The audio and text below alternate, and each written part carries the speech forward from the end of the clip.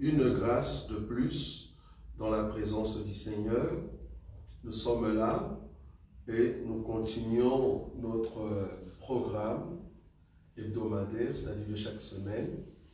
Et nous donnons aussi à ceux qui n'étaient pas avec nous, de loin, ou ceux qui sont en ligne avec nous, une bonne année de cette année.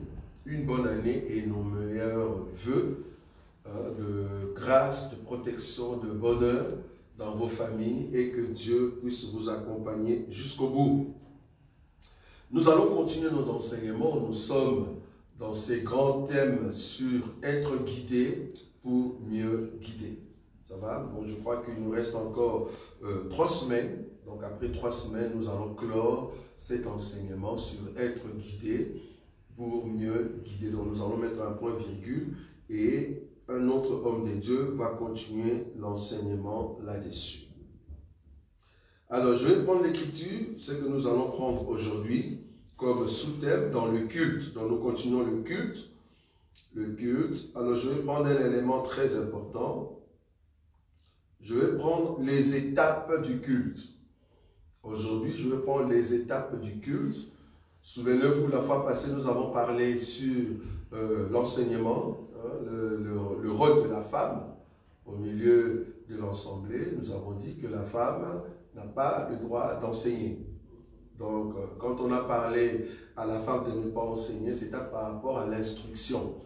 Regardez cette écriture, 1 Corinthiens chapitre 1 chapitre, je crois 14, c'est là-bas que nous étions. Je prends le verset 26 rapidement, 1 Corinthiens chapitre 14, le verset 26, il est dit ceci. Que faire donc, frères, lorsque vous vous assemblez, les uns ou les autres parmi vous, ont-ils un cantique, une instruction, une révélation, une langue, une interprétation, que tout se fasse pour l'édification? En est-il qui parle en langue, que 2 ou 3 ou plus parlent, chacun à son tour, et que quelqu'un interprète? S'il n'y a point d'interprète, qu'on se taise dans l'église et qu'on parle à soi-même et à Dieu. J'aimerais souligner quand même cet élément parce que lors de notre réunion de la fois passée, il y a quelqu'un qui était venu dans notre culte, dans notre réunion, et la personne était un peu frustrée, si je peux l'appeler ainsi, était un peu frustrée de voir que nous étions dans un culte, mais il y avait manifestation de parler en langue, mais cependant, il n'y avait pas d'interprétation. J'ai dit, est-ce que la manifestation de parler en langue en question, c'était l'homme qui était devant, c'était le président du culte, ou soit c'était le peuple quand il priait? Si cela s'est manifesté quand le peuple priait, on n'a pas besoin d'interprétation. Parce que la prière en question était au milieu d'autres prières. Ça va? Je ne sais pas si vous voyez ce que je dis. C'était au milieu d'autres prières qui montaient. On n'a pas besoin d'interprétation. Parce que tout le monde prie. Si tout le monde prie et qu'il y a quelqu'un qui se met à parler en langue, on n'a pas besoin d'interpréter ce qu'il dit. Non. Je peux donner toujours une écriture. Je suis toujours dans Actes des Apôtres, chapitre 2. On va lire ça, frère Owen. Actes des Apôtres, chapitre 2. Oui. Donc, tu prends l'écriture. On va quand même souligner cet élément. On prend l'écriture à partir du verset 3, ou soit 2. Verset 2. Oui. Tout à coup, il vint du ciel un bruit comme celui d'un vent impétueux. Et il remplit toute la maison où ils étaient assis. Des langues semblables à des langues de feu leur apparurent séparées les unes des autres et se posèrent sur chacun d'eux. Ils furent tous remplis du Saint-Esprit et se mirent à parler à d'autres langues, selon que l'Esprit leur donnait de s'exprimer. Le verset 4.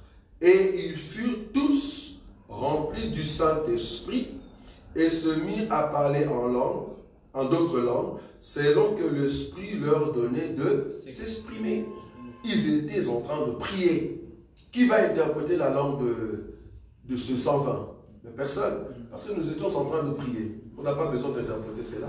C'était une prière. Mais si c'était Pierre lui-même qui se met à prier en langue, mais vouloir ou pas Pierre, dis-nous ce que tu dis. Parce que là, tout le monde est calme, silencieux, et toi, Pierre, tu te mets à parler en langue. Mais on a besoin d'interprétation. Remarquez que ceux qui n'étaient pas là, ce sont eux qui écoutaient de loin l'interprétation. Pourquoi? Parce que le disciple parlait dans une langue qui était une dialecte de ce peuple qui était venu. Mais eux-mêmes, le Pierre et le Jacques, là où ils étaient, mais il n'y a personne qui a interprété. Je ne sais pas si vous voyez ça. Donc ici, on peut dire, ben, nous sommes là dans la prière, tout le monde prie. C'est la même chose, comme si quelqu'un au milieu de nous commençait à prier en swahili. Est-ce qu'on a besoin d'interpréter?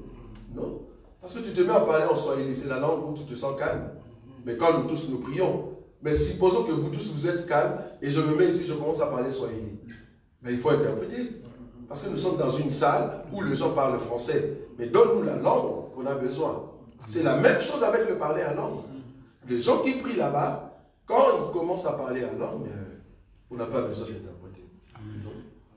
Même si tu parlais en chinois là-bas, c'est-à-dire quand on dit prions, tout le monde commence à prier, mais toi tu pries en chinois. Si la personne ne connaît pas le chinois, il va dire, hey, la personne peut-être il parle en langue. Mais non, il prie en chinois parce qu'il parle le chinois. Est-ce qu'il faut interpréter sa prière? Non. Mais par contre, si la même langue, je suis ici maintenant devant vous, j'ai été en Chine, j'ai appris le chinois. Et puis du coup, je parlais français calmement et puis j'entends en chinois. Attendez, bien que c'est une langue que je connais, vouloir ou pas par respect, je dois interpréter. Je ne sais pas si vous voyez la différence. Je dois interpréter parce que je tiens le micro, j'ai donné l'ordre ou je dis quelque chose pour l'église, mais je dois interpréter. C'est ça le parler en langue. Il ne faut pas souffrir avec le parler en langue. Nous sommes dans la salle, nous sommes dans la prière, tu peux prier en langue. Ça ne dérange pas. Ça va? Tu peux prier en langue. Si seulement c'est le parler en langue. Mais vouloir ou pas, si c'est vraiment le parler en langue, un jour, si tu as vraiment cette grâce-là, ça va se manifester. Et Dieu qui veut donner un message dans la langue, parce que si tu as la grâce d'avoir l'esprit de la prophétie, parce qu'il faut comprendre que si tu es prophète, Dieu peut te parler mais en langue. Dieu peut te parler mais en langue, et on doit interpréter pour donner la prophétie en question dans la langue intelligible que tout le monde comprend. Ça va? Là, ça devient une prophétie. Mais si nous sommes dans la salle, ce n'est pas une prophétie, je parle en langue. C'est le don que j'ai. Mais je suis aussi contre. Je suis contre tous ceux qui s'expriment en langue à n'importe quel moment. Je suis contre. Parce que le parler en langue, c'est un don. Nous sommes d'accord. Le parler en langue, c'est un don. Par exemple, je suis là, on dit, nous allons prier pour que Dieu nous donne des instruments. Prions. Toi, tu n'as même pas commencé à parler à lingala, en portugais, en français, à la langue que tu connais. Directement, tu commences. Attendez, s'il te plaît. On a dit prier pour les instruments. Amen.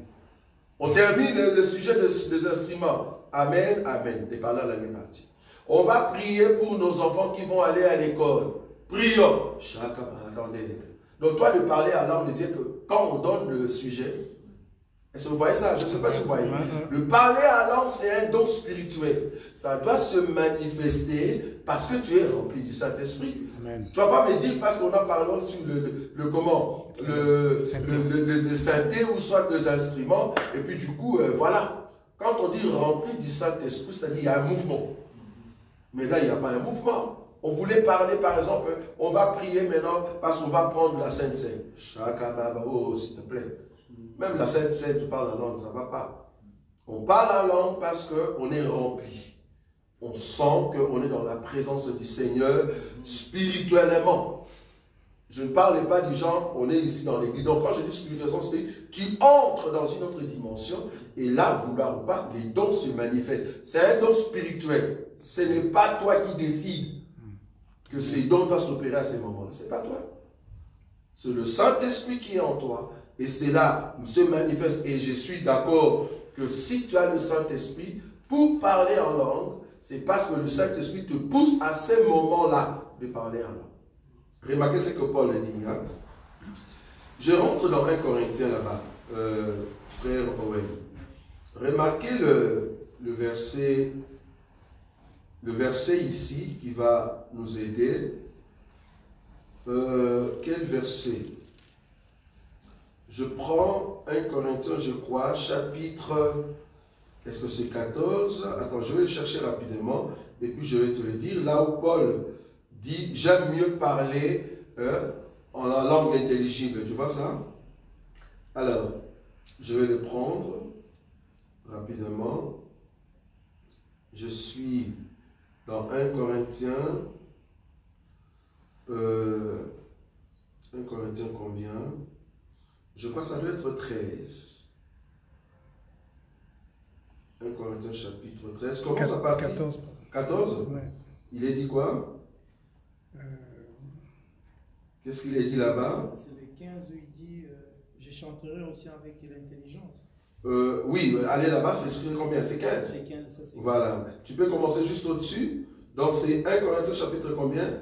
15? 14 ou 15? Chapitre 14, mais verset 15. Ok, chapitre 14, le verset 15. Il est dit quoi? Il dit, que faire donc? Oui. Je prierai par l'esprit, mais je prierai aussi avec l'intelligence. Je chanterai par l'esprit, mais je chanterai aussi avec l'intelligence. Continue. Autrement, si tu rends grâce par l'esprit, comment celui qui est dans les rangs de l'homme, du peuple répondra-t-il Amen?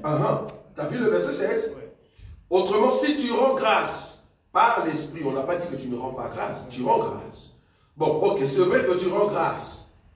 C'est vrai. Mais comment celui qui est dans les rangs de l'homme du peuple répondra-t-il à ton action de grâce, puisqu'il ne sait pas ce que tu dis? Amen. Attendez, ici, est-ce que nous sommes dans la prière d'ensemble ou soit la personne est ici? La personne est devant.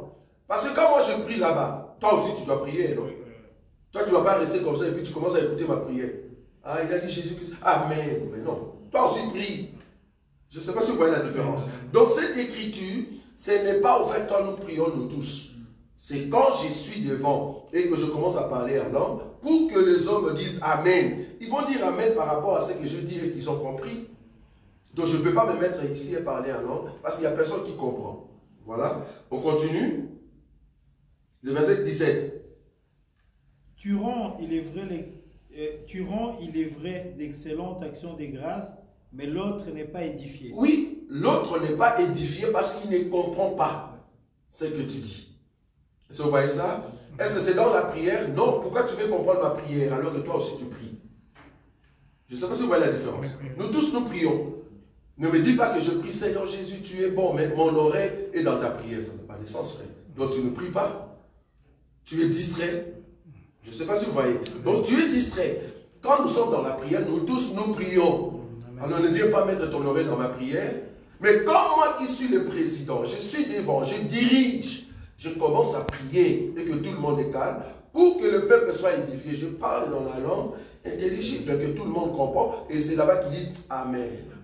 Oui, le Seigneur de gloire, tu es notre bénédiction. La Bible dit, si l'on forme des complots contre nous, cela ne viendra pas de toi. Toute arme. Voilà, quand tu dis ça, le peuple dit Amen. C'est parce que tout le peuple est calme. C'est pas que vous tous vous priez, moi aussi je prie, et vous mettez vos oreilles dans la prière que je prie. Non. Et je souligne ici, quand tout le monde prie, tu n'es pas obligé de prendre le micro et mettre devant toi pour commencer à crier sur les gens. Non. Tu n'es pas obligé. Mais si c'est le parler à langue, c'est parce qu'il y a une grâce qui veut se manifester. Ça va? Voilà, on continue l'écriture. 18. Je rends grâce à Dieu de ce que je parle en langue plus que vous tous. Paul parlait en langue. Nous sommes d'accord. Et puis il parle quand il dit plus que vous tous. Cela veut dire quoi? Est-ce que vous avez une idée? Quand Paul dit je rends grâce à Dieu de ce que je parle en langue plus que vous tous. Qu'est-ce que vous comprenez par là? Est-ce que Paul, il n'y avait pas d'autres personnes qui parlaient en langue? Si, il y avait d'autres personnes qui parlaient en langue. Mais quand Paul dit je parle en langue plus que vous tous, qu'est-ce qu'il veut dire réellement, frère Denis? C'est le fait que c'est pas lui qui prie, en fait. C'est l'Esprit de Dieu lui-même qui... L'autre aussi a l'Esprit de Dieu. Oui. On peut l'inspirer avec le parler en langue. Mais quand il dit je parle en langue plus que vous tous, cela veut dire je peux prendre si longtemps dans la présence de Dieu qu'en langue. Okay. C'est pour cela que j'ai marqué le verset maintenant, le verset 19, c'est là-bas qu'il vient maintenant expliquer ce qu'il voulait dire.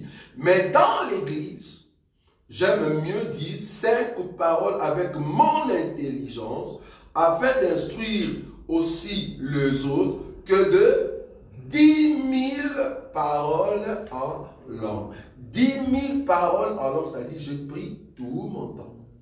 Donc je peux rester dans la présence de Dieu depuis 6 heures jusqu'à 15 heures. Tu parles en langue. Tu sais, il y a des grâces comme ça. C'est-à-dire la personne entre tellement que la personne est dans la concentration, dans la présence de Dieu, c'est fini, la personne est partie. Et là, il ne voit que des grâces éternelles de Dieu. Et puis ça, c'est en langue. La personne continue et parle. Parce que si je vous posais la question, ça a pris combien de temps que les disciples ont parlé le jour de la Pentecôte? Ça a pris combien de temps? Tu ne sais pas.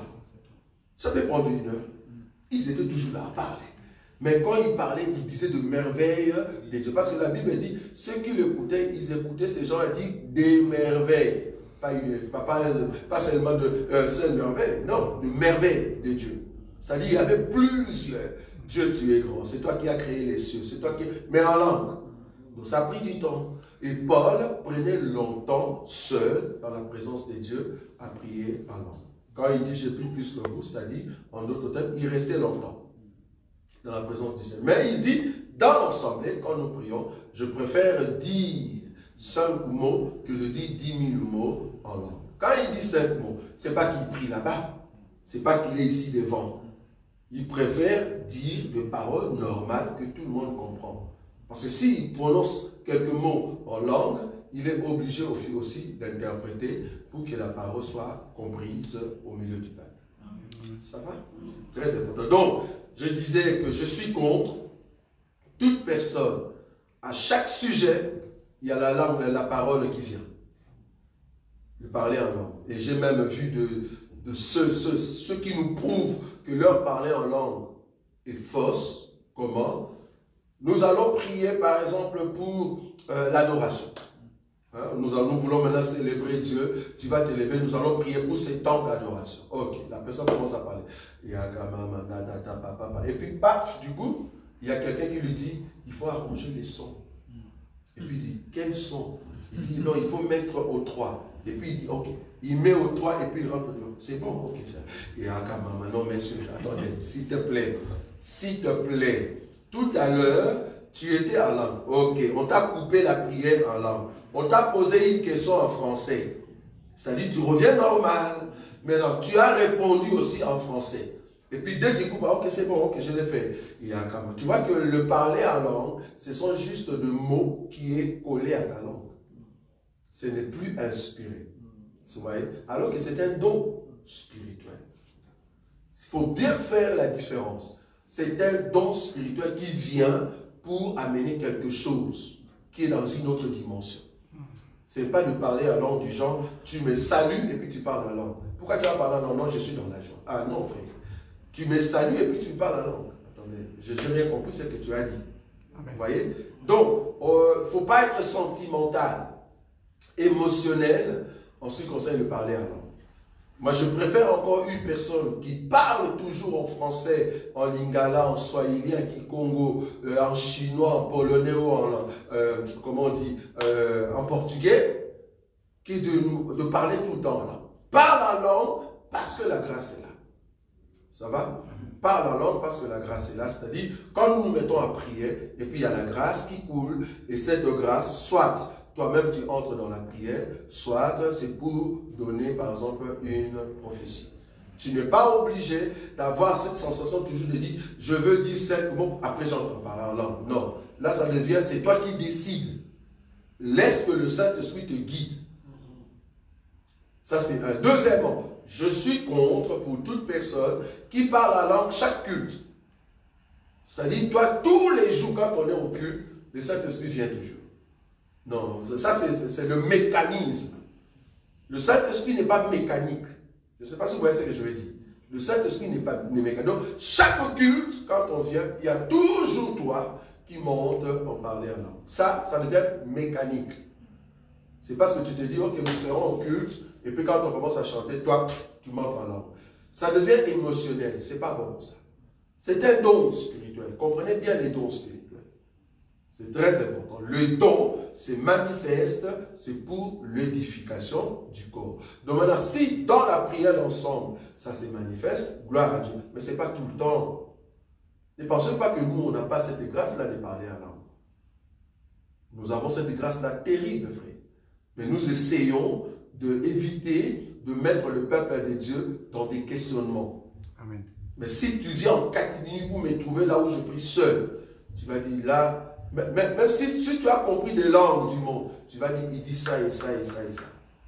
Parce qu'on a été témoin d'une personne qui nous a écoutés de loin. Moi, je priais et je ne savais pas que les gens étaient là. Et la personne a compris tout ce que je disais. Et la parole, c'était en swahili, tanzanien, si c'est zambien. Moi, je ne parle pas swahili. Je suis swahili, mais je ne parle pas swahili. Et j'expliquais très bien les choses de Dieu dans la langue de Tanzanie. Si tu me dis répéter ça, je ne connais pas. Le seul mot que je connais en l'intérieur, c'était Baba. Le seul mot. Mais j'étais là, terrible, monté à fond.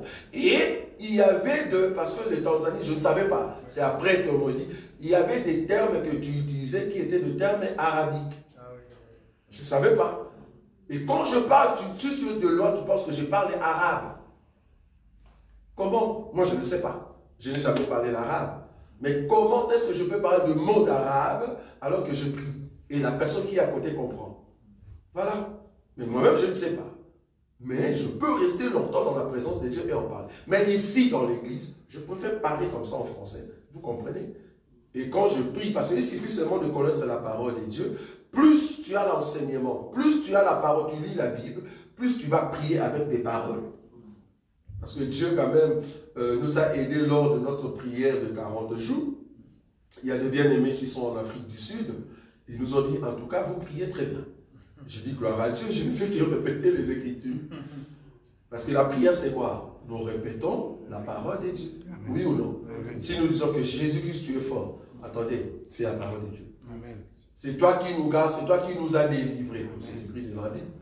Donc je ne répète que l'enseignement. Donc la prière, en réalité, c'est la parole, mais sous forme de prière. Amen. Donc si tu écoutes plus la parole, tu lis plus la Bible, tu vas bien prier. Amen. Ça va? Donc tel sujet, il y a telle parole qui arrive, de versets bibliques. Tel sujet, il y a des versets bibliques. Voilà, c'est ça prière. Ok? Amen. Donc c'est comme si on rappelait à Dieu sa parole, mais dans la prière. Ok? Donc c'est ça la prière. Donc le parler en langue, c'est un don. Donc nous sommes d'accord là-dessus. Je vais prendre encore un élément. Est-ce que je peux chanter en langue? Ça va? C'est là-bas qu'on a touché cet élément. C'est quoi ces cantiques-là? Chanter. C'est où? Le verset 15. Ça va? Au lieu de toucher le verset 15, frère Owen, j'aimerais qu'on commence quand même à toucher le verset premier. Donc on commence le verset premier et on descend. On regarde un peu la pensée de Paul en ce qui concerne le parler en langue et la prophétie. C'est très important. 14 premier. Oui, à partir du premier verset. Recherchez la charité. Aspirez aussi aux dons spirituels, mais surtout à celui de prophétie. Oui. En effet, celui qui parle en langue ne parle pas aux hommes, mais à Dieu, car personne ne le comprend.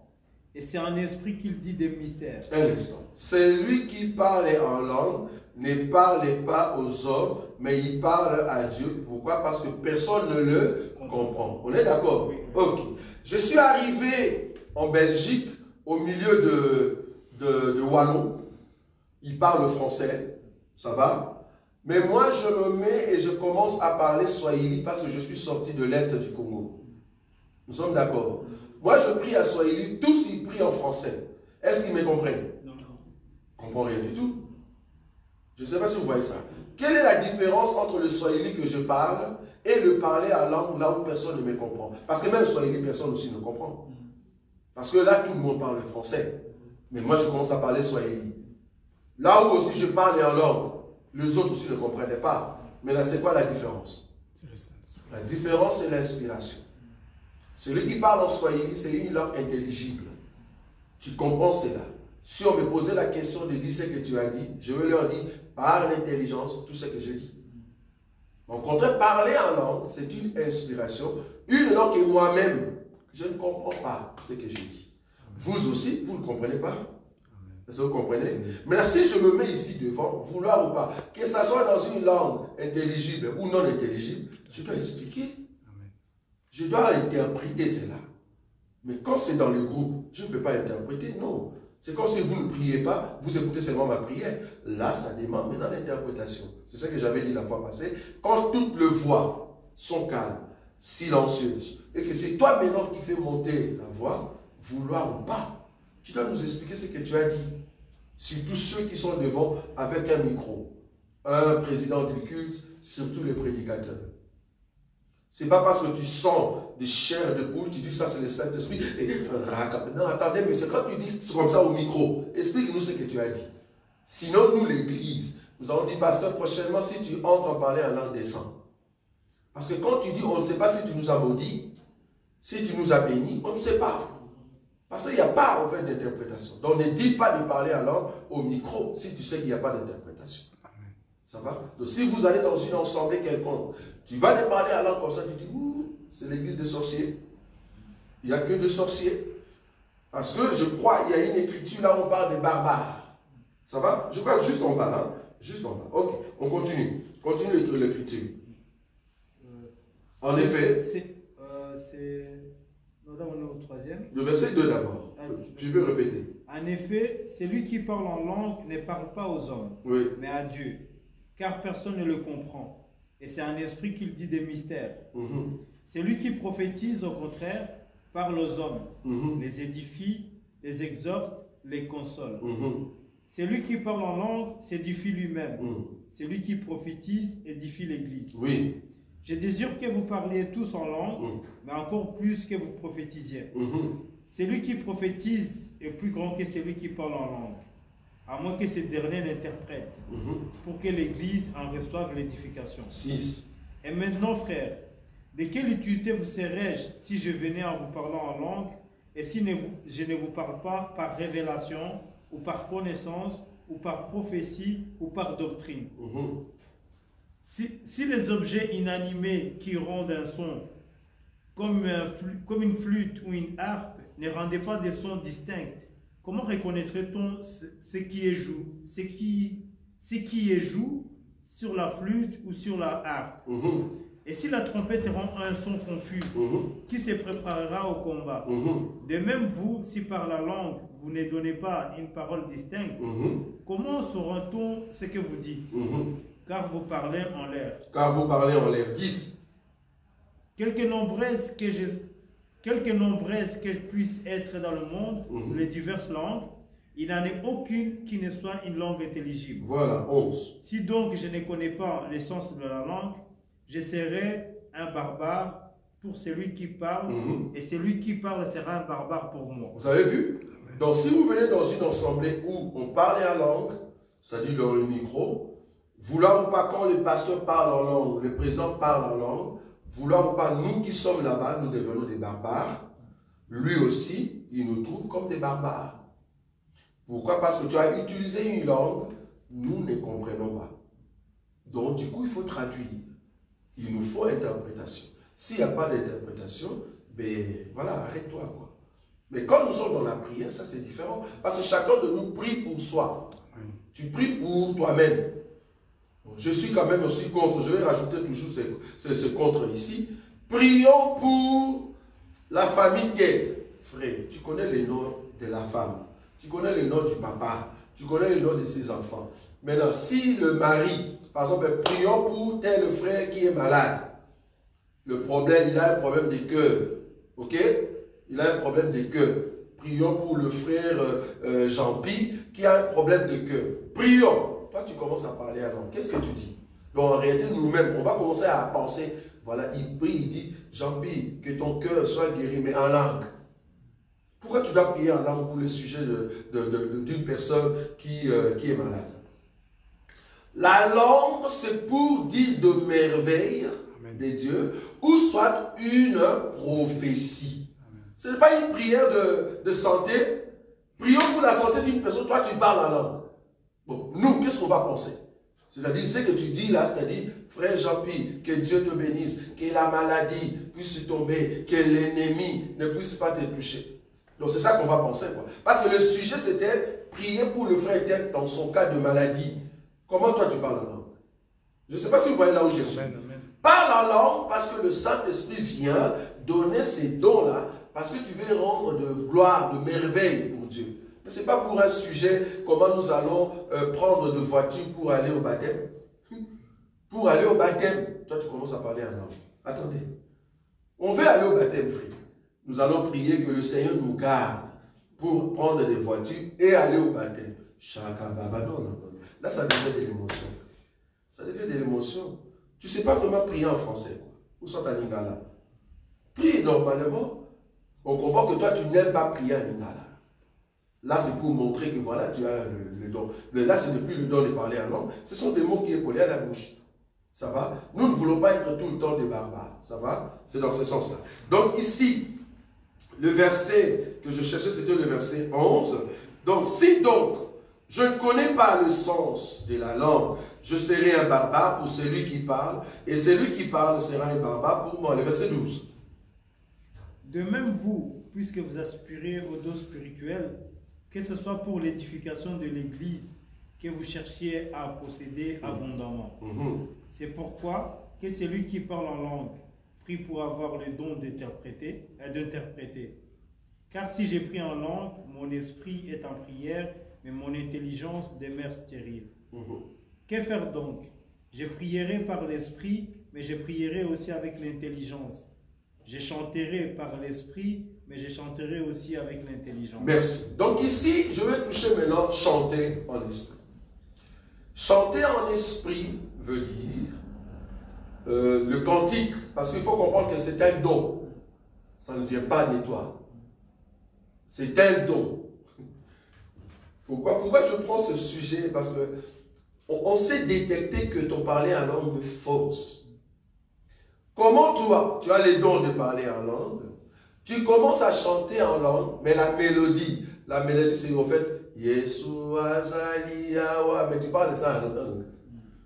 Shakaïka mama, shakaïka. Ça ne va pas, mon frère. C'est un don qui vient de Dieu, c'est le Saint-Esprit qui t'a inspiré. Tu commences à chanter en langue. C'est quelle mélodie ça? Ça, c'est la mélodie qu'on a créée, je ne sais pas moi, au Congo, si c'est en Angola. Le Saint-Esprit ne va pas prendre cette mélodie-là pour nous montrer comment il est vivant. Écoute, Cheka Baba, Yeke Baba. Mais ça ne va pas. C'est la mélodie qu'on connaît. Tu es un menteur.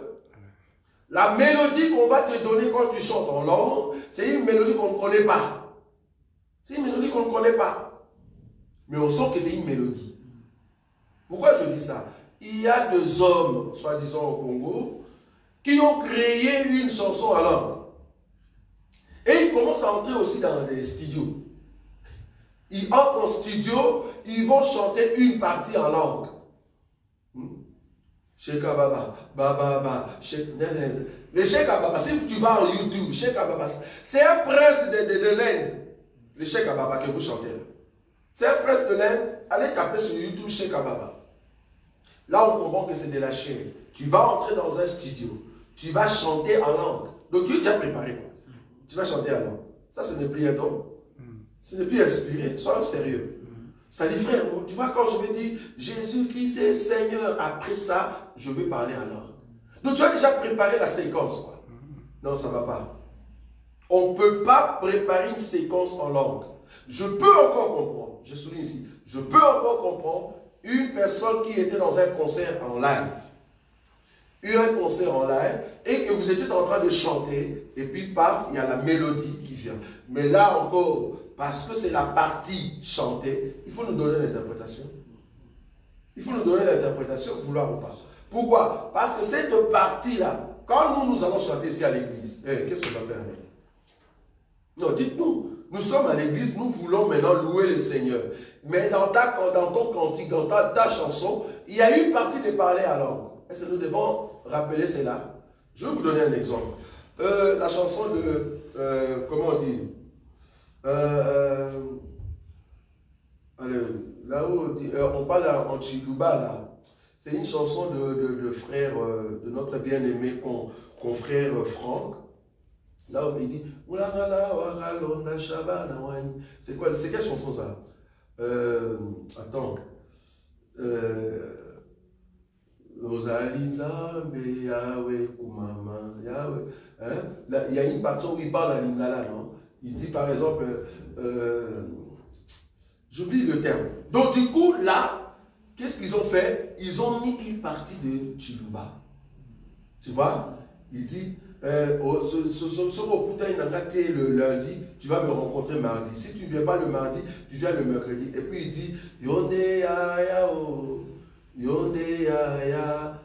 Hein? Vous connaissez la chanson.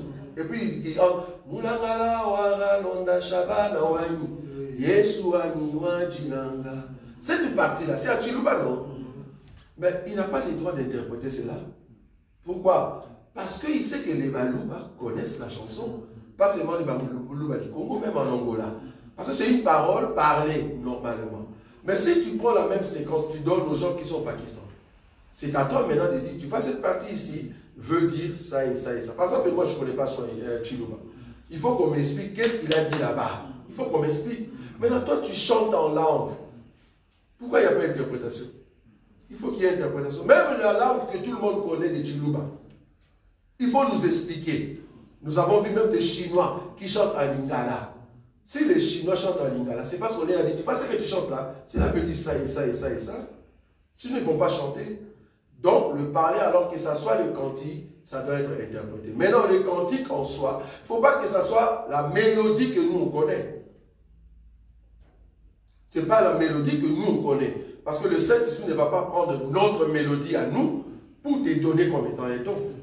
Attendez, soyons sérieux. Le Saint-Esprit prendra une mélodie que nous ne connaissons pas. Et puis là, quand tu entres, on va sentir vraiment que c'est la mélodie. Ce n'est pas avec des fausses notes. Et quand le Saint-Esprit te donne le parler alors est correct. Parce que je souligne, ce n'est pas toi qui parles. Ce n'est pas au niveau de l'intellect. C'est au niveau de l'esprit. C'est-à-dire le parler alors doit être correct. Que ce soit même la mélodie. Donc du coup, on peut chanter en langue, oui, mais pas une mélodie que tout le monde connaît. Non. C'est une langue qu'on ne connaît pas. C'est une mélodie que nous ne connaissons pas. Ça vient d'où? On ne sait pas. Mais on sent que tu chantes, mais en langue. Je suis d'accord. Nous avons vu de tels cas et c'est terrible. Et la chanson en question a mené une guérison dans la vie d'une personne. Ce sont des niveaux, ça va? Mais il faut qu'on soit enseigné là-dessus. Ça, c'était pour le parler à langue. Prophétie. Prophétie, maintenant. La prophétie, c'est quoi? Qu'est-ce que vous comprenez par la prophétie? On a déjà vu ça ici. C'est quoi la prophétie? Parce que la Bible dit, hein, c'est le frère Owen qui vient de le lire, on nous dit ceci, dans le verset, toujours chapitre 14, le verset 2 et le verset 3. Qu'est-ce qu'il est dit là-bas? En effet, celui qui parle en langue ne parle pas aux hommes, oui, mais à Dieu, oui, car personne ne le comprend. Et c'est un esprit qu'il dit des mystères. Oui. Celui qui prophétise, au contraire, parle aux hommes, les édifie, les exhorte, les console. Remarquez ce que la prophétie fait. Le verset 3. Celui qui prophétise, au contraire, parle aux hommes. Tu ne parles pas à Dieu. Tu ne vas pas commencer à prophétiser sur Dieu.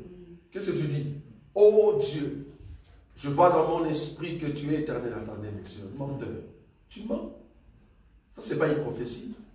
La prophétie, c'est parler aux hommes pour les choses qui vont arriver. Donc, on dit ici, au contraire, la prophétie parle aux hommes. Et qu'est-ce qu'il fait dans ces langages? Il fait quoi? Il édifie. Il exhorte. Et le console. Si je dis par exemple, frère Jean-Pierre, je vois dans 3 jours, tu vas mourir, va demander pardon. Est-ce que c'est une prophétie? Oui. Est-ce que c'est une prophétie? Oui. Est-ce que c'est une prophétie? Oui. Répondez.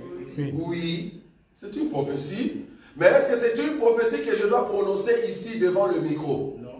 Pourquoi? Parce que ça concerne une personne. Est-ce qu'on est d'accord? Hein? On a déjà vu ça. Ok. Mais dans cette prophétie, ça va l'aider La partie qui va l'aider, qui va l'exhorter, c'est quoi? Va demander pardon. Amen. Donc je ne peux pas arrêter ma prophétie, dire, tu es un pécheur, va demander pardon parce que tu vas mourir dans 3 ans, dans 3 jours. Je m'arrête là. Non. La prophétie doit amener l'édification, l'exhortation, la consolation. Je vois que Satan t'a réclamé, mais je priais pour toi. Tu vois? C'est une prophétie. C'est Jésus qui a dit ça. Satan t'a réclamé. Quand Satan m'a réclamé, je ne sais pas. Pierre ne savait pas. Quand est-ce que Satan a réclamé? Oh, la réclamation de Satan, c'est auprès de qui? De Dieu. Auprès de Dieu. C'est-à-dire, Pierre, comme il est là, bien qu'il marche avec le Seigneur, moi je vais l'avoir. Alors Jésus, Christ, dit non. Tu ne peux pas l'avoir parce que c'est un instrument que je veux utiliser tout à l'heure. Parce qu'il faut comprendre que Pierre a commencé à être utilisé quand il a reçu le Saint-Esprit. Ça va?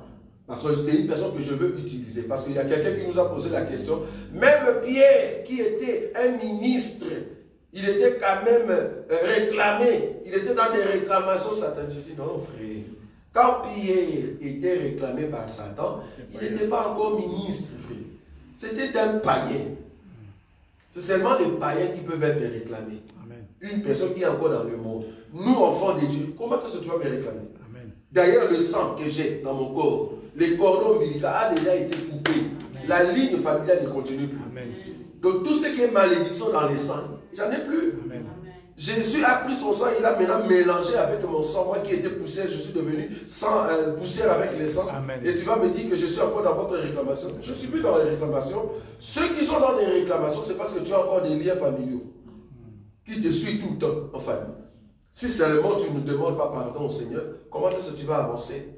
Donc Pierre, Satan l'avait réclamé parce qu'il n'avait pas encore reçu le Saint-Esprit. Mais depuis le jour qu'il a reçu le Saint-Esprit, c'est fini. Il n'y avait plus de réclamation. Ça va? Donc du coup ici, la prophétie doit édifier la personne, doit exhorter, doit consoler. Je ne peux pas limiter ma prophétie en disant, tu vas mourir et puis c'est fini. Non. Remarquez, Dieu pour corriger l'homme de Dieu, Ésaïe. La Bible dit, Ésaïe est parti trouver Ézéchias. Vous voyez cette écriture? Ézéchias pour lui dire, c'était Ésaïe, non? Oui, oui. Oui ou non? C'est Ésaïe. C'était qui est parti trouver Ézéchias? Il y a quelqu'un qui nous avait dit, c'était Élie. Je dis, ah bon, tu as une écriture. C'était notre prophète Ésaïe. En tout cas, on peut toujours vérifier cela. Ésaïe est parti trouver Ézéchias pour lui dire, écoute, au fait, tu vas mourir. Et Ézéchias va prier, et Dieu a dit à l'homme de Dieu, mais va lui dire que, parce qu'il a maintenant demandé pardon, ben, je rajoute tel autant d'années. C'est parce qu'en réalité, la prophétie n'était pas complète. Il faut me dire, je veux mourir, mais est-ce qu'il y a une porte d'issue? Je ne sais pas si vous voyez. La prophétie doit amener une exhortation. La prophétie doit amener une consolation. La prophétie doit amener une édification. Si ça ne m'édifie pas, mais c'est faux. Je vois dans votre famille, il y a 3 personnes qui vont mourir. Ainsi dit l'Éternel. C'est faux, ce n'est pas ainsi dit l'Éternel. Tu as menti, frère. La prophétie ne peut pas dire ça. La prophétie doit dire, je vois 3 personnes qui sont dans votre famille qui vont mourir, mais Dieu vous donne la grâce à celui qui va faire ça et ça et ça, qui ne va pas tomber dans ce problème-là. Là, la prophétie est correcte. Je vois que d'ici la fin de l'année, il n'y aura pas élection. Je viens là-bas. Je vois qu'il n'y aura pas élection. Pourquoi? Dieu n'a pas dit le pourquoi. Et puis tu dis, moi, Dieu m'a convaincu qu'il n'y aura pas élection. Dieu les a confondus. Parce que tu n'as pas dit le pourquoi. La prophétie doit amener l'exhortation, édification, consolation. Maintenant, ta prophétie, le prophète, il n'y aura pas élection. Dieu vous a confondu. Et malheureusement, j'ai vu que tous les faux prophètes qu'on a déjà dénoncés, ce sont eux qui ont dit cette fausse prophétie. Les Tatou, les Roger Baka, tous ces mondes-là. Ils ont donné cette fausse prophétie. Et plus grave encore, mon frère, grand frère, Roland Dallot, il vient pour dire, ah, je vois 2 personnes, donc il y avait la course des 4 héros qui couraient, mais malheureusement il y a un qui est tombé et puis j'ai vu qu'on a mis dans un cercueil et l'autre il est tombé, on l'a mis sur une chaise roulante. Et après, tu vois, quelle est l'édification, quelle est l'exhortation, quelle est la consolation? Si seulement tu étais prudent, tu allais dire, mais Dieu dit, si seulement vous revenez à moi, cela ne va pas arriver. Là on comprend. Tu as dit une prophétie qui n'était pas au fait juste. Parce que la prophétie amène toujours l'édification, consolation et exhortation. Toi, tu n'as pas amené cela, frère. Du coup, ta prophétie était fausse. Mon grand frère Roland Dano est tombé. Vous voyez cela? Pourquoi? Parce que Dieu les a confondus. Et si seulement ils sont vraiment des hommes de Dieu, si seulement vous avez l'audace, parce que ça s'appelle audace, vous avez parlé par audace. Mais passez devant et reconnaissez votre erreur, demandez pardon. Il ne faut pas vous justifier. N'entrez pas dans les justifications. Un prophète ne se justifie pas. Tu ne peux pas te justifier parce que là, on comprend que ce n'est pas Dieu qui t'a dit ça. Dieu qui était avec Israël, Balaam, qui voulait dire de malédiction, il dit à Barak, écoute, je veux dire des malédictions, mais arrivé devant Israël, il commence à prophétiser, à bénir Israël. Dieu n'a pas contredit cela. Parce que Israël est déjà béni. Il faut bénir Israël, c'est normal. Mais quand il rentre chez Barak, on lui dit, mais pourquoi tu n'as pas béni? Il dit, je ne saurais pas maudire un peuple que Dieu a béni. Amen. Rentrez et reconnaissez que vous avez dit de fausses prophéties. Si vous êtes de vrais prophètes, ne cherchez pas à vous justifier. Parce que là, je vois comme si le prophète en question, il y a eu plusieurs qui sont passés, qui ont dit, ah, il n'y aura pas élection. Maintenant, si vous avez dit que c'était une prophétie, je comprends encore, nous autres, ce n'était pas la prophétie, on disait, la façon qu'on voit les choses au Congo, avec le guerre et par-ci, par-là, il se pourrait, je dis, il se pourrait qu'il n'y aura pas élection. Ce n'était pas une prophétie. Dis-moi, j'ai reconnu que ce n'était pas une prophétie. Mais quand tu dis, je vois, et puis là tu fais comme si tu as mangé des piments, je vois, là on comprend, tu avais bien mangé les piments. Mais pour dire que c'était le Saint-Esprit, tu vois, tu as mangé les piments. Je vois que c'est Dieu qui me dit, non, ce n'est pas Dieu, frère.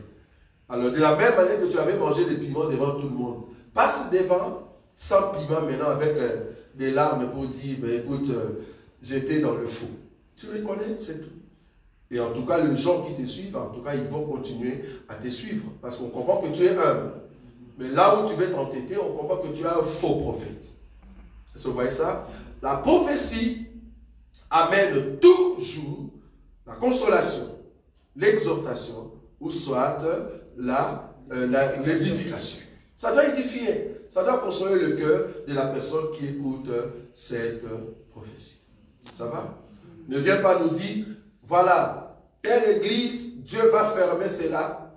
Pourquoi? Parce que vous ne priez pas bien. Et après, ce n'est pas une prophétie ça. Si c'est une prophétie, rajoute la partie consolation, édification, exhortation. S'il n'y a pas cette partie, mais à quoi sert la prophétie? À quoi sert la prophétie? La prophétie doit toujours avoir quelque chose qui amène au fait la personne à changer. Et si la personne ne veut pas suivre les conseils qui viennent après, voilà ce qui va arriver, ainsi de suite. Bon, comme ils sont nombreux, les prophètes, surtout qui viennent du Congo, j'ai même suivi un autre prophète, bon, lui on l'appelle Pétage, il est parti plus loin pour dire que le songe, ou soit la vision, la prophétie que Roland Dano a vue, cette prophétie ne concerne que Roland Dano. En d'autres termes, bientôt Roland Dano va mourir. Par ses propos. Il a dit, moi je vois les grands prophétiques. Ils sont nombreux au Congo, moi je dis des aventuriers. Donc là, avec son écran prophétique, il a vu que ce Roland Dano qui va mourir, parce que la prophétie en question, c'était au fait sa vie. C'est-à-dire, il va tomber et il y aura un problème qui va arriver, il ne saura pas se relever. Et c'est comme ça, il y a un esprit de mort sur lui, c'est-à-dire, il se pourrait qu'il meure. Nous sommes là, comme les Congolais disent, totalakak. Totalakak. Vous voyez ça? Si cela s'accomplit, ah, gloire à Dieu. Si ça ne s'accomplit pas, nous allons encore venir ici pour dire, Voilà encore un autre faux prophète. Bon, lui, il est déjà dans le rang de ceux qui disent des choses, en tout cas, qui ne s'accomplissent pas. En tout cas, beaucoup.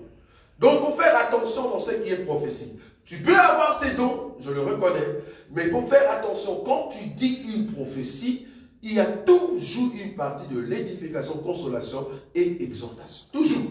S'il n'y en a pas, alors la prophétie n'est pas juste. Est-ce que j'ai les dons de la prophétie? Il me reste encore 4 minutes. Je les dons de la prophétie.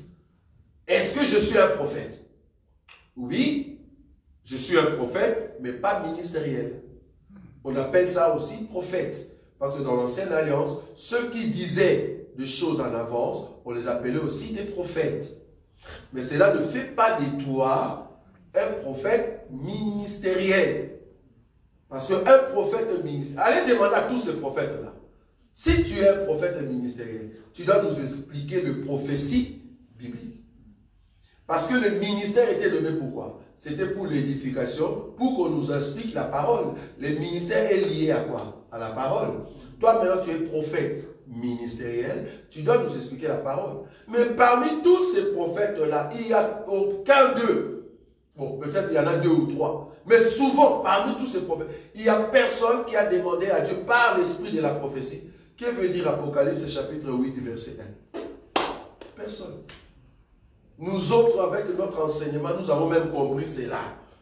Mais il n'y a personne qui se dit avoir le Saint-Esprit. Tu es un prophète, mais tu n'as jamais vu que veut dire Apocalypse chapitre 8, verset 1. Tu ne le vois même pas. Tu ne sais pas. Ça veut dire quoi?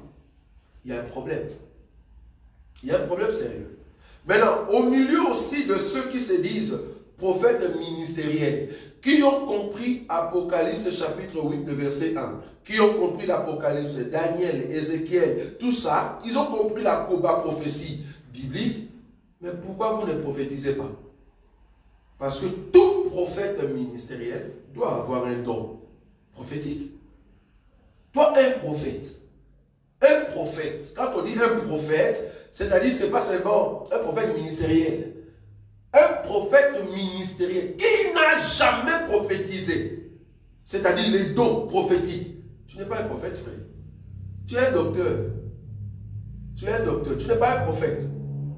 Le signe majeur d'un prophète, que ce soit ministériel, que ce soit de dons, c'est d'abord les dons. Ça commence d'abord aux dons. Après, comme tu es ministériel, Dieu va t'expliquer maintenant, au fait, ce qui est caché dans la prophétie, dans la Bible. Là, on comprend, maintenant tu deviens prophète ministériel.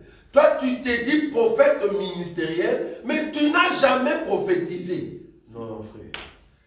Les élections sont venues, toi, un prophète au milieu de nous. Tu te dis prophète qui explique la prophétie biblique. Amen. Mais il y a eu des choses qui se sont passées au Congo, dans le monde. L'année 2024, prophète, qu'est-ce que tu dis?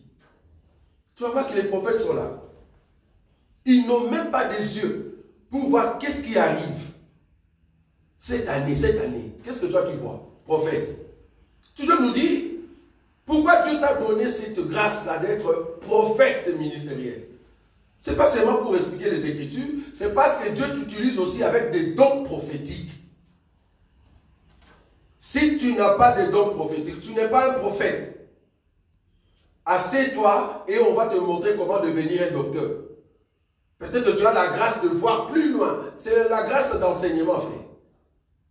Tu n'es pas un prophète, tu ne sais pas prophétiser. Et un docteur qui n'a pas de parole de connaissance, tu n'as même pas un don. Tu es docteur en quoi? Je peux comprendre parce que je vous ai toujours dit qu'un monsieur, parce que j'aime beaucoup ces messieurs, je ne sais pas pourquoi je cite toujours son nom, un monsieur comme Sarkozy, il vient au milieu de nous, 5 ans, il va comprendre très bien comment expliquer les Écritures. Je vous dis. Il va expliquer vraiment juste, parce qu'il a pris tout son temps, et avec le bagage qu'il a, il va comprendre comment est-ce que expliquer les cheveux de Samson. Il n'y a pas de différence. Il va bien l'expliquer, mais la différence entre Sarkozy et nous, ce que nous avons, ça ne vient pas au fait de la connaissance que les autres disent, ça vient tout droit d'en haut. Amen. Donc je peux prendre un autre enseignement qu'on n'a jamais prêché. Parce qu'un docteur, on les reconnaît, là où les autres n'ont jamais vu. Toi, tu amènes cela comme lumière. Voilà un docteur. Tu expliques cela.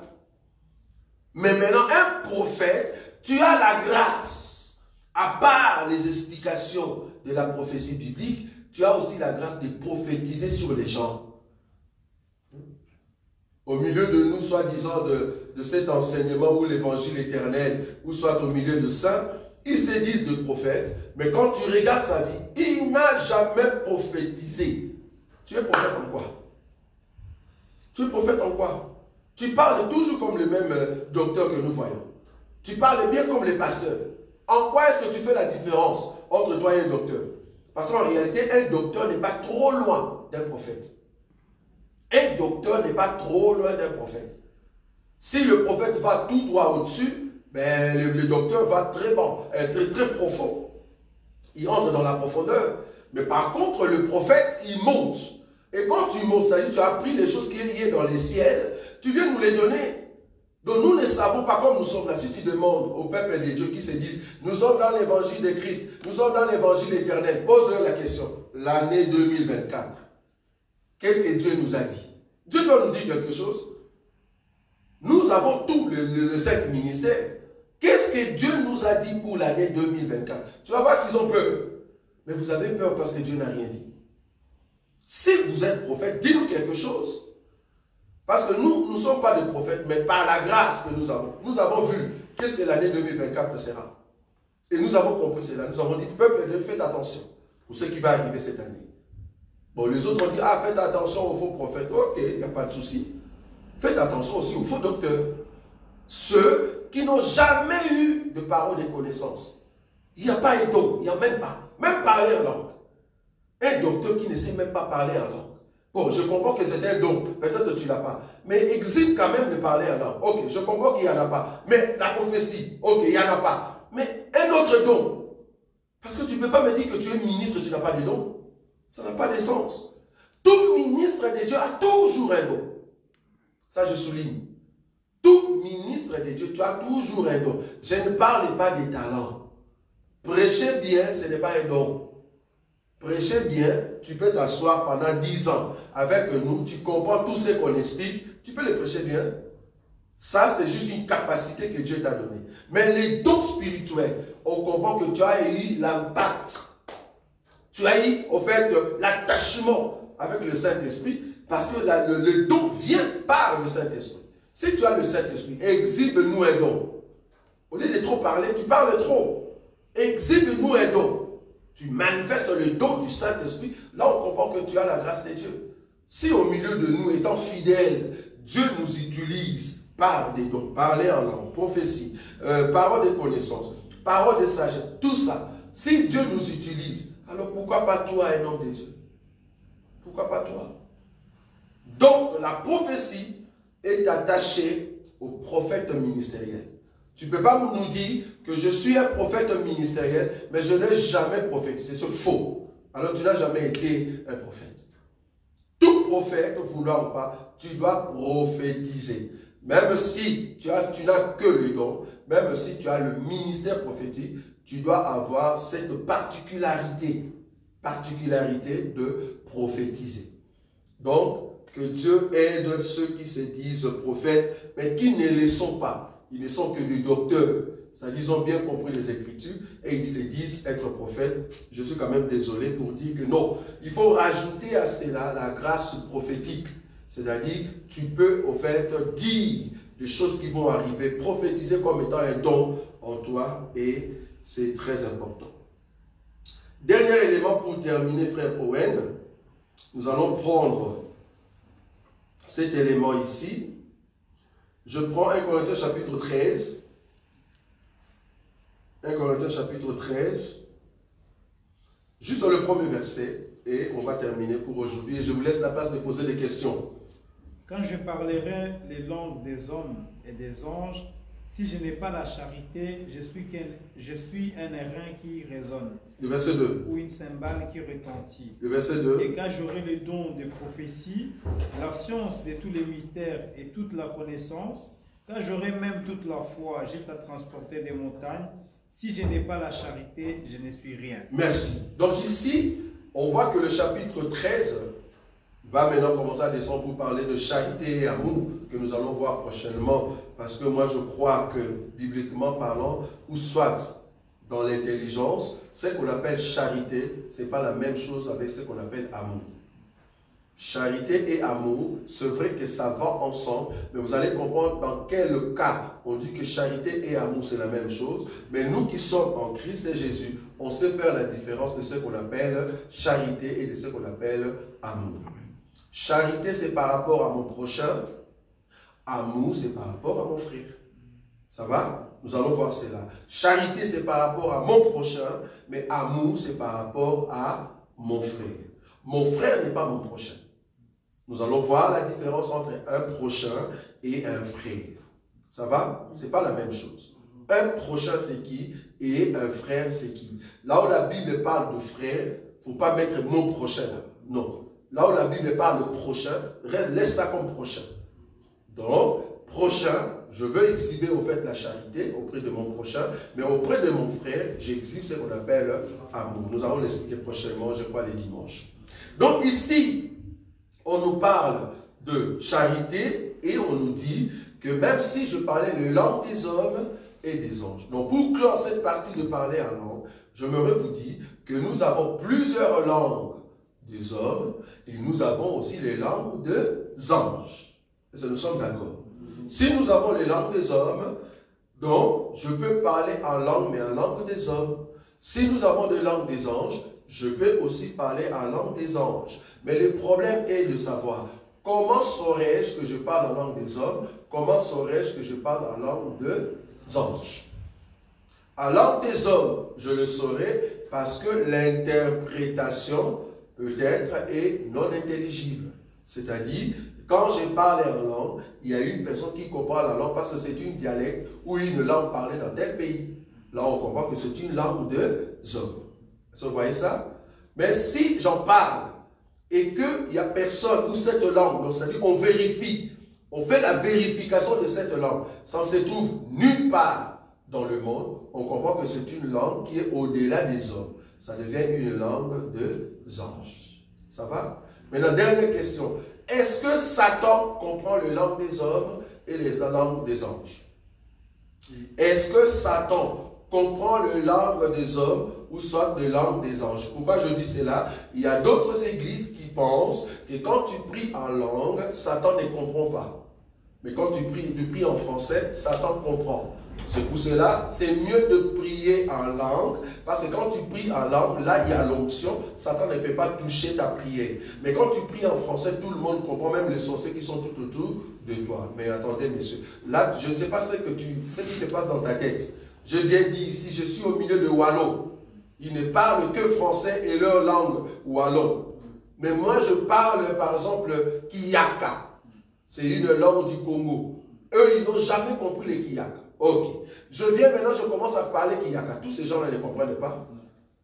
Est-ce que Satan peut toucher ma langue là, ou soit toucher ma vie ou quoi, ou comprendre, voilà, le terme c'est comprendre. Est-ce que Satan comprend les Kiyaka, bien que je suis au milieu de Wallon? Mais oui, même s'il y a des sorciers qui sont là, ils ne comprennent pas les Kiyaka. Pourquoi? Parce qu'ils ne parlent que français. Mais moi, je suis Yaka. Je commence à parler cette langue-là. Si eux, ils ne comprennent pas, est-ce que Satan comprend cette langue-là? Est-ce que Satan comprend les langues des hommes ou soit les langues des hommes? C'est une question. Oui.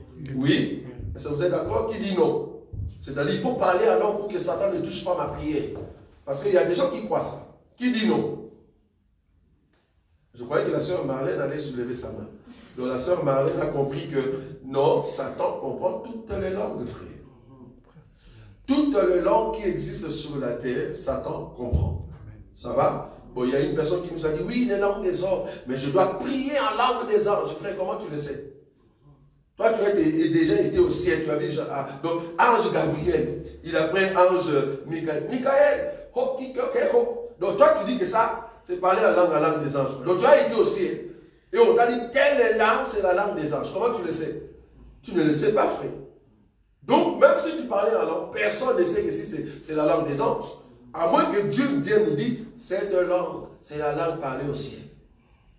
Mais Dieu ne nous a jamais dit que ta langue, c'est la langue des anges. Parce que tu ne sais pas. si quelqu'un connaît ça, c'est comme j'ai dit tout à l'heure, que j'étais en train de prier, mais l'autre a dit, ah, c'était le Swahili tanzanien ou soit de l'arabe. Je ne savais pas. Mais comment moi je peux dire que c'est une langue des anges? Non, je ne sais pas. Je n'ai jamais été au ciel pour dire que cette telle langue, c'est la langue des anges. Donc du coup, que ce soit les langues des hommes ou la langue des anges, Satan comprend comment. Mais Satan, quand il est parti pour accuser Job. Satan est parti accuser Job. La Bible dit, notre ennemi, notre accusateur qui nous accuse auprès du Père. C'est ça dans l'Écriture dans Apocalypse 12. C'est lui qui nous accusait auprès du Père a été jeté. Ça va? Apocalypse, je crois, 12. Ok. Satan qui va au ciel, soi-disant auprès de Dieu, où il entre dans la présence de Dieu, pour nous accuser. Quand Dieu a dit, je vais séduire Akab, quel est l'esprit qui va le séduire? Et puis un esprit mauvais a dit, moi. Les moi, c'était en français, en Kikoro ou en Swahili? Je pose la question. C'était en quelle langue? Langue des anges. C'est le langage du ciel. C'était en langue des anges. Et l'esprit en question, c'était l'ennemi. C'était Satan. C'est lui qui est menteur. Il a dit, je vais entrer en ces prophètes-là pour être un esprit de mensonge. Alors voilà, le père du mensonge, on les connaît. C'était Satan. Donc l'esprit en question, c'était Satan. L'esprit qui a apporté des accusations contre Job, c'était Satan. Mais il parlait en quelle langue? Job qui parlait peut-être, je l'ai dit peut-être l'hébreu. Tu es sûr vraiment que Satan au ciel va dire, Dieu, je viens quand même ici pour accuser Job, mais je veux parler quand même dans la langue de Job. Non, il n'a pas besoin. Il va parler dans le langage du ciel. Satan comprend la langue des hommes. Satan comprend la langue des anges. Est-ce qu'on est d'accord? Le problème maintenant, c'est quoi? Où se trouve la différence? La différence se trouve par rapport à la personne qui exhibe le don. Quand tu exhibes le véritable don, Satan, que ce soit en lingala, que ce soit en swahili, en français, en portugais, n'importe quelle langue des hommes, que ce soit en langue des anges, Satan ne peut pas toucher ce que tu dis, même en la langue intelligible. Pourquoi? Parce qu'en toi, il y a Christ. Amen. Satan ne voit pas ton corps, il ne voit pas ton âme. Il voit qu'en toi, il y a Christ. Or, j'ai toujours dit, quand nous prions, ce n'est pas nous qui prions.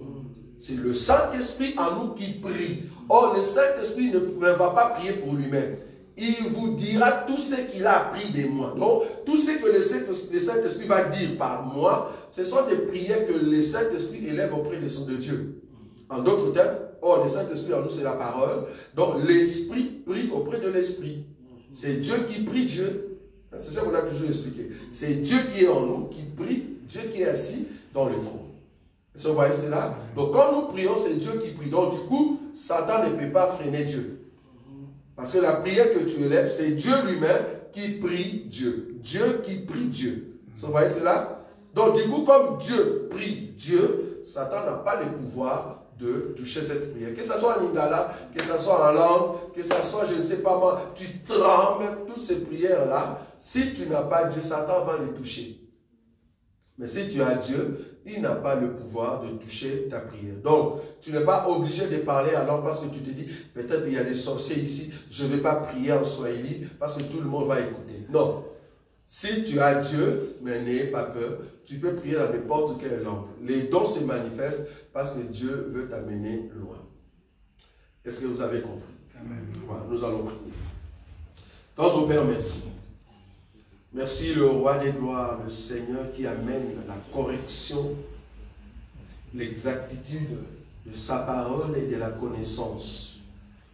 Fais-nous comprendre ces choses dans des détails, enfants, de lever un culte agréable à toi quand nous sommes réunis pour la seule gloire de ton nom. Nos vies, Seigneur, sont corrigées par toi parce que tu connais le pas de tout et chacun de nous. Merci pour cette correction, merci pour cette exhortation, merci pour cette édification et consolation. Nous croyons que la nuit d'aujourd'hui, c'est une nuit de grâce que tu vas nous garder dans ta présence et nous ne manquerons pas de témoigner ta grandeur quand nous allons nous rencontrer ici les dimanches prochains dans ta présence parce que tu es Dieu. Que seul ton nom soit élevé en ton nom, Jésus-Christ, que nous avons ainsi prié. Amen. Amen. Je vous laisse le temps de poser des questions pendant 15 minutes. Par rapport à tout ce que nous avons dit ici, si vous avez des questions, veuillez poser. S'il n'y en a pas, ben voilà, on termine notre culte ou notre réunion. Voilà. Est-ce que vous avez des questions? Si vous n'avez pas de questions, moi je vais poser des questions. Est-ce que vous avez des questions? Oui, sœur Marlène. À propos des prophéties, Oui. est-ce qu'un prophète, Oui. Oui. est-ce qu'un prophète va retourner en question, ma sœur, comme ça, et le connu oyo vivra et le connu c'est lui qui doit commencer à prophétiser pour toi. Ah, ok. Donc la question de la sœur est de savoir si un prophète veut prophétiser sur toi, est-ce qu'il peut te poser des questions du genre, qu'est-ce que toi tu vois, qu'est-ce que tu... Hein, voilà, donc des questions sur ta vie ou ta façon de vivre, et avant de prophétiser, ou soit c'est lui-même qui doit commencer directement à prophétiser. C'est ça, non? Normalement, il faut comprendre que le don de prophétie, c'est un don. C'est un don spirituel. On est d'accord? Ok. Il est prophète, c'est vrai, mais ce n'est pas du coup quand il te voit, et puis là, les dons est là. Non. Ça dépend dans quel cadre. Supposons qu'il est déjà dans la présence du Seigneur. Quand il dit par exemple, ah ma soeur, je viens te voir parce que le Seigneur m'a mis à cœur de te voir par rapport à telle situation. Là, la personne n'a pas le besoin de te dire, qu'est-ce que tu vois? Non. Pourquoi? Parce que c'est Dieu qui l'a poussé de venir auprès de toi. Étant un prophète qui a les dons de la prophétie, ici je parle don de prophétie et non pas don ministériel prophétique, qui a les dons de la prophétie, Dieu l'a envoyé vers toi, c'est parce que Dieu lui a donné un message. Il va directement te dire le message. Mais supposons que tu l'as appelé et que tu veux savoir, ou soit il veut savoir sur quelque chose. Alors là, quand vous parlez normalement, bien que c'est un prophète, il voit, mais il peut te dire, mais quand tu dors, qu'est-ce que tu vois réellement? Si, il peut le faire. Qu'est-ce que tu vois réellement? Est-ce que souvent dans ton songe, est-ce que tu vois ça? Maintenant, pourquoi il pose cette question? Parce qu'il a l'explication d'une personne qui voit ça et ça et ça, ça veut dire quoi? Tu vois? Par exemple, quelqu'un qui voit toujours dans ce songe qu'il est entouré de viande rouge, ou soit de fleurs rouges, tout le temps, hein, parce qu'il y a des gens comme ça. On a juste affecté ses, comment on dit, son âme avec cette image-là. Tu vois? Ou quelqu'un qui se voit toujours dans des guerres, dans des situations où il court, il fuit. Pourquoi? Parce que la personne a vécu, par exemple, dans un milieu où il y a eu que de guerre. C'est tout à fait normal. Mais il y a eu une explication à cela. Je ne veux pas dire, ah, tu vois quand même, on tue les gens et puis tu fuis. Ah, fais attention, il y aura la guerre qui va venir dans ta maison. Non, tu n'as pas donné une très bonne explication. Donc, si le prophète te dit ça, c'est parce que c'était dans un autre cadre de questions-réponses. Il veut juste localiser ta situation par rapport à ce que tu vois. Parce que vouloir ou pas les songes reflète ce que nous sommes. Ça va? Donc, il peut le faire, mais pas dans un moment où il est déjà rempli. Il n'a pas besoin de te poser ça, parce que Dieu lui montre ce qu'il doit te dire directement. Ça va? Oui. Par exemple, si une personne fait un rêve oui. d'une personne qui va mourir, oui. Mais que dedans, dans son rêve, il n'a pas l'exhortation, oui. Il n'a pas l'édification, oui. Ni la consolation, oui. Et qui sort de son rêve, comment interpréter cela? Est-ce que c'est une prophétie? Merci beaucoup. Ça peut être une prophétie, mais codée. Pourquoi je dis codée? C'est-à-dire, je vois dans mon songe que le frère Jean-Pierre... Pourquoi c'est qui Jean-Pierre? Il n'existe pas. C'est bizarre. Ok, mais si le frère Jean-Pierre nous écoute, je ne sais pas pourquoi ton nom est collé à ma bouche aujourd'hui.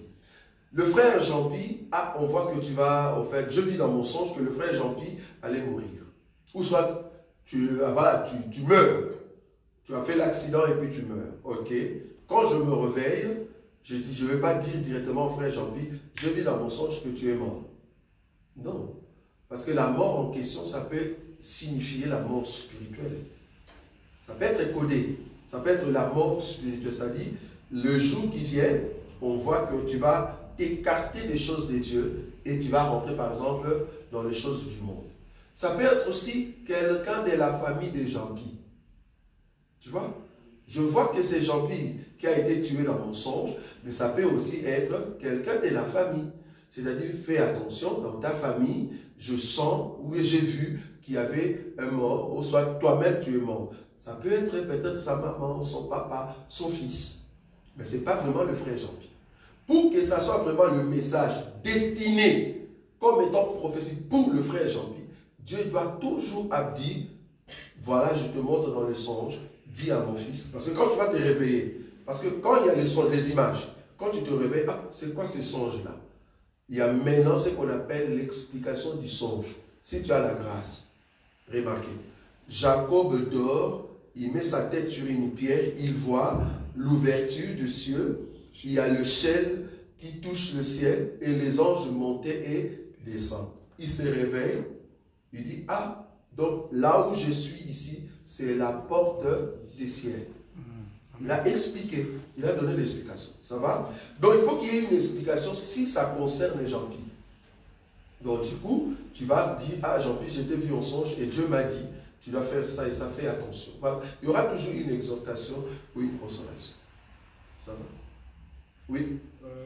Quand par exemple on fait un songe, on se réveille par exemple et on oublie. Oublier les songes, ce n'est pas trop positif. Je ne conseille pas en tout cas aux bien-aimés qui oublient toujours leurs songes de rester comme ça. Ce n'est pas bon. Parce qu'il faut comprendre que le songe, c'est là-bas qu'il y a des avertissements. C'est là-bas que Dieu nous dit comment tu dois marcher. Voilà. Donc les songes sont vraiment très importants. C'est l'état en fait. Moi j'appelle ça le check-up. C'est en fait le check-up de ta vie. De ce que tu es. Qu'est-ce qui va arriver tout autour de toi. Dieu, tu es un esprit en fait. L'homme c'est un esprit. Or un esprit qui ne comprend pas ce qui se passe tout autour de lui, c'est pas trop bon. Tu dois comprendre. Tu ne vas pas oublier. Et souvent c'est par des songes que Dieu explique réellement ce qui va arriver, voilà, Dieu doit t'expliquer. Sinon, tu vas commencer à marcher comme ça, voilà, tu ne sais pas qu'est-ce qui va arriver, non, ce n'est pas possible.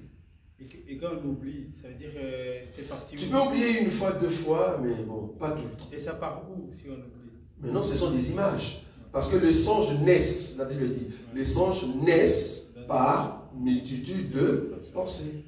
Donc, si ce sont des pensées, ben voilà, ça vole comme des pensées. Mais il ne faut pas que ça soit tout le temps. Ouais. Et est-ce que tous les songes viennent de Dieu? Tous les songes viennent de Dieu. Pour qui? Un enfant de Dieu ou pour tout le monde? Un enfant de Dieu, je suis d'accord, parce que tu n'as plus de réclamations auprès de Satan. Un songe, selon l'écriture, je crois, de Job, là on nous dit que le songe, normalement, vient de Dieu. C'est Dieu qui nous avertit de ce qui peut arriver. Mais le songe aussi peut venir de l'ennemi. Oui. Mais pour qui? Et c'est pour un enfant de Dieu? Non. Je parle ici pour une personne qui n'a pas Christ. Parce qu'une personne qui n'a pas Christ, ben, les démons. Tu es au fait de la maison des démons. Même les démons peuvent montrer tout ce qui se passe. Quelqu'un, par exemple, qui se voit en train de faire une relation sexuelle la nuit avec une femme que tu ne connais pas, c'est un songe qu'on appelle comment? Femme de nuit. C'est un songe qu'on appelle homme de nuit, mari de nuit. Et tu le vois tout le temps. Ne me dis pas que ces songes-là, c'est Dieu qui te montre. Non, c'est l'ennemi qui t'affecte pour dire qu'il y a une porte ouverte en toi et que eux ils agissent à chaque moment. Et souvent, tu te réveilles comme ça, tu vois que tu as aussi éjaculé. Là, comprends que voilà, c'est l'ennemi qui gagne tes pensées. Ce n'est pas Dieu, ça. Ça, c'est l'ennemi qui a affecté au fait tes pensées et il joue avec toi. Lève-toi et prie, tu vas voir que le songe va fuir. Mais si ça venait de Dieu, pourquoi ça va fuir? Je ne sais pas si tu vois là où je suis. Donc, l'ennemi aussi peut amener des songes. Tu te vois tout le temps en train de tuer les gens. Tout le temps. Tu tues les gens. Comprends que ton esprit est utilisé sans le savoir. Ton esprit est utilisé quelque part dans un monde bizarre, là où tu tues les gens. Donc là, il faut te lever dans la prière pour dire que voilà, tu ne seras plus dans ces songes-là. Donc ton esprit est utilisé. Et tu verras que les choses que l'ennemi veut te montrer. Donc l'ennemi aussi peut amener des songes bizarres. Chez les enfants. Comment? Il peut ramener des songes, mais c'est ceux qui n'ont pas Christ. Oui, ceux qui n'ont pas Christ. Parce que moi, je Christ, c'est-à-dire, j'ai les signes du sang en moi, dans mes pensées. Parce que ça soit ma conscience, subconscience, inconscience, pensée, âme, tout ce qui est en moi a été circoncis. Donc du coup, tout ce que je vois, ce sont les avertissements de la part du Seigneur. Fais attention, fais ça, attention, pour telle personne, dis ça. Voilà. C'est parce que c'est Dieu qui dirige tout ce qui est en toi. Et aussi, par exemple, dans le songe, il y a des gens qui viennent. Oui. Et tu vois vraiment les visages comme c'est. Oui. Est-ce que c'est vraiment ces personnes qui sont venues? Ça dépend. Comme je dis, ça peut être codé. Ça peut être ces gens-là, comme ça peut être codé. Quand je dis codé, ça dit ça ne peut pas être ces gens-là parce qu'on peut prendre l'image d'une personne alors qu'en réalité, ce n'est pas la personne en soi. Tu peux voir par exemple telle personne est sorcière. Est-ce que c'est vraiment la personne que tu as vue qui est sorcière? Comment tu le prouves? Il faut que Dieu puisse nous certifier. Un songe seulement ne peut pas donner en fait, l'exactitude de ce que tu as vu. Il faut que ça soit quelque chose qui se répète.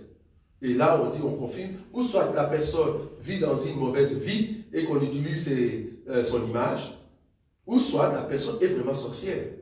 Ça va? Donc on le verra.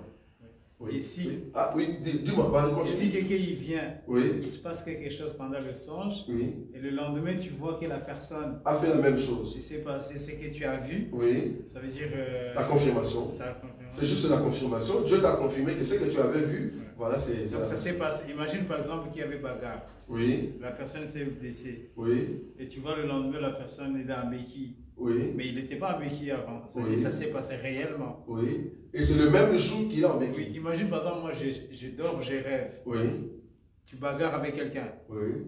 La personne était normale. Tu bagarres avec quelqu'un par exemple. Après la personne, le lendemain tu le vois, il est vraiment comme quand il est dans le songe, mais physiquement. Oui, physiquement. La personne était là physiquement ou Oui, c'est ce que je dis. Est-ce que dans le songe, quand tu as vu qu'il était en bagarre, tout ça, et le matin tu le vois en béquille, est-ce que le problème de béquille est arrivé le même jour? Exactement. Si c'est arrivé le même jour, c'est ce que je dis, c'est une confirmation. Dieu te confirme que ce que tu avais vu, voilà, c'est ça. En fait, plus tu continues dans cette voie-là, c'est-à-dire la personne que tu as vue, et il y a quelque chose qui arrive, là on appelle ça une grâce aussi prophétique. C'est-à-dire, plus tu vas grandir, Dieu va commencer à utiliser les images pour que ça soit révélé. Attention, j'ai vu ça, parce que ça ne rate pas. Parce que là, Dieu prouve qu'il parle en toi par des images. Tu vois, à chaque fois que tu vois quelqu'un et ça se répète la même chose pendant la journée, plus tu vois de tels songes, comprends que tu as une grâce de vision dont Dieu t'utilise dans les visions. Amen. Ça va? Oui. Nous avons 2 questions en ligne. Oui. La première du frère Gislam Binouta. Oui. Il demande, peut-on déjà prévoir à l'avance lors des cérémonies des fraternelles, par exemple dans les enseignements, les mariages, les séminaires, qu'il y aura des prophéties? Par exemple, quand on dit aux fidèles, venez, il y aura des prophètes, Dieu va parler. Est-ce que cela est possible? Ça dépend de quelle prophétie. Nous avons des prophéties bibliques qu'on appelle « nous allons prophétiser sur le peuple ». C'est-à-dire, nous allons prendre la prophétie de la Bible et dire au peuple. Ça, c'est autre chose. Ça, tout le monde peut le faire.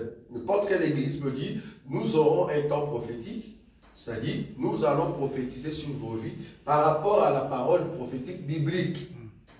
Mais prophétiser personnellement, comme ça, nous avons déjà dit, prophétiser en face, comme ça, je dis, frère Jean-Pierre, bien, non, nous avons dit ça. Il faut voir la personne à part, ou soit ça sera prophétie seulement pour cette personne-là. Mais pour l'église, tu ne vas pas prévoir qu'il y aura un temps de prophétie pour ces gens-là. Ce n'est pas possible. Comment tu le sais? Comment tu sais que le Saint-Esprit viendra pour que tu commences à prophétiser sur l'église? Non. Mais si c'est la prophétie, c'est-à-dire je vais prendre une parole prophétique et commencer à dire au peuple, soyez forts pour cette année, même si l'on forme des complots sur vous. Ce complot-là ne vient pas de Dieu. Alors toute langue qui se lèvera sur vous sera condamnée. Toute personne qui va se liguer contre vous tombera sous votre... C'est une prophétie. Amen. Vous l'avez pas. Voilà. C'est une déclaration prophétique. Ça, je peux le faire. Mais pas prophétie du genre dans la vie de la personne. Amen. Oui. La deuxième question, elle est de Mama Fada. Oui. Elle demande, dans un songe, tu vois un homme de Dieu qui prie pour des gens, mais derrière lui, il y avait une corne de glace. Corne? Ouais. Corne de glace. Bon, là, ça demande maintenant ce qu'on appelle interprétation de ces songes-là. Bon, ça, je ne saurais pas interpréter ici. Nous ne sommes pas dans ces séances d'interprétation des songes. Bon, si tel est le cas, Dieu nous permettra un jour de venir ici. Le culte ou soit la réunion serait, nous allons interpréter des songes. Amen. Bon, là, ça sera maintenant les dons les dons que le frère Owen a. On va appeler le frère Owen ici, on prie pour le frère avec d'autres prophètes qui sont au milieu de nous. Nous allons dire, les bien-aimés vont commencer à nous donner maintenant leurs songes. Vous les prophètes, aidez-nous maintenant avec l'explication et nous allons commencer à expliquer des songes. Ça va? Mais aujourd'hui, ça c'est vraiment une interprétation de songes. Elle peut m'appeler et puis on va voir, voilà, comme on dit en privé, qu'est-ce que cela veut dire. Ça va? Amen. Oui, encore une question? Non? Oui. Elle l'a continué, mais comme je pense qu'il y a une question là-bas? S'il n'y en a pas, que Dieu vous bénisse.